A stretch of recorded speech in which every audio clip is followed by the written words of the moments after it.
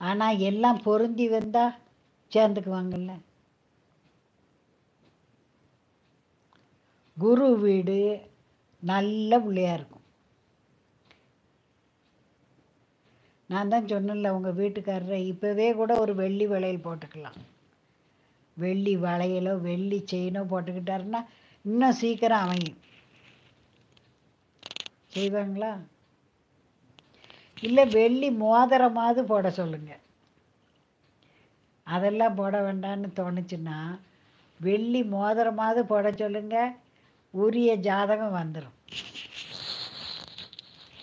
ஏன்னா இங்கே இவர் ஜாதகத்தில் சூரியன் மறைவில் இருக்கார்ல.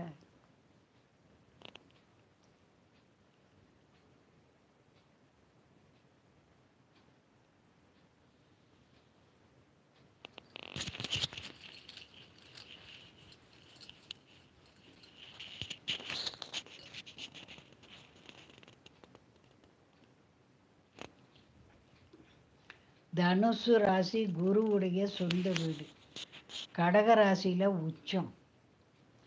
ஒரு ஜாதகத்தில் குரு நல்ல இடத்துல இருந்தால் அந்த ஜாதகர் ஒரு ஆன்மீகவாதியாக மிக நல்லவராக இருப்பார்.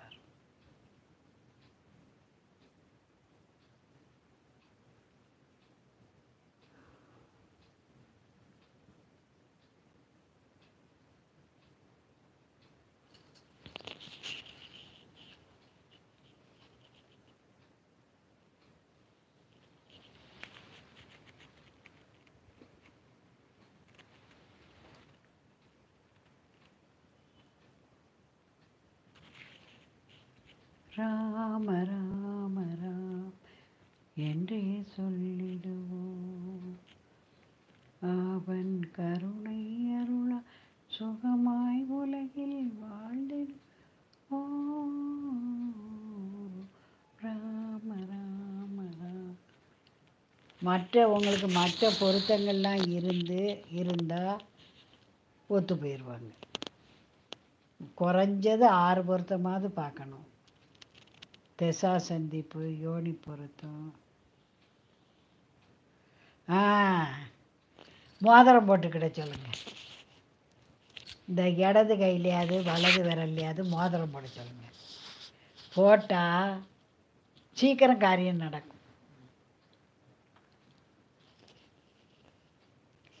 ஏன்னா உங்கள் பையன் ஜாதகத்தில் சூரியன் மறைவில் இருக்கார். அதனால்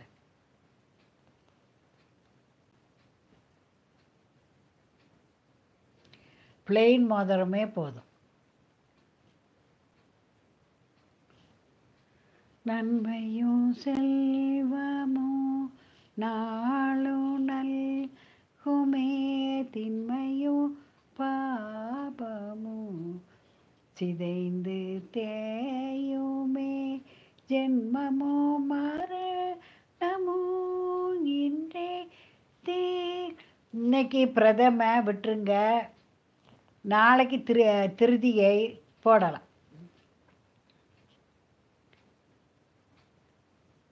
மூணாம் பேரை 3ஆம் நாள் ஆயிரும், பிரச்சனை இல்லை. பிரதமையில் எதுவுமே செய்யக்கூடாது. வண்டி ஓடுதான்னு பார்த்துட்டு பேசாமல் இருக்கணும். பிரதமையில் நீங்கள் ஒரு காரியம் செஞ்சால் தொடங்கவே செய்யாது. அமாவாசை பௌர்ணமி கழிஞ்ச மறுநாள் கம்மனை உட்காந்துடணும். உள்ளதை சாப்பிட்டுட்டு ஒரு காரியம் செய்யக்கூடாது. 3ஆம் செய்யலாம். 3 திருதியை, 4 சதுர்த்தி, 5 பஞ்சமி, 6 சஷ்டி, சஷ்டிக்கு அப்புறம் அஷ்டமி, நவமி, திரியோது, அப்படி அந்த மாதிரி செய்யுங்க. நீங்களுமே வெள்ளியில் ஒரு செயின் மாதிரி போட்டுக்கிட்டீங்கன்னா உங்களுக்கும் உங்கள் மருமகளுக்கும் பிரச்சனையே வராது. ஒன்றும் வேண்டாம், உத்திராட்சம் கட்டி போட்டுருங்க. வெள்ளியில் உத்திராட்சம் கட்டி போட்டுருங்க. நான் போட்டிருக்கேன் பாருங்கள். இந்த வெள்ளி செயின் போட்டிங்கன்னா மருமக மாமியார் ஒற்றுமை கூடும்.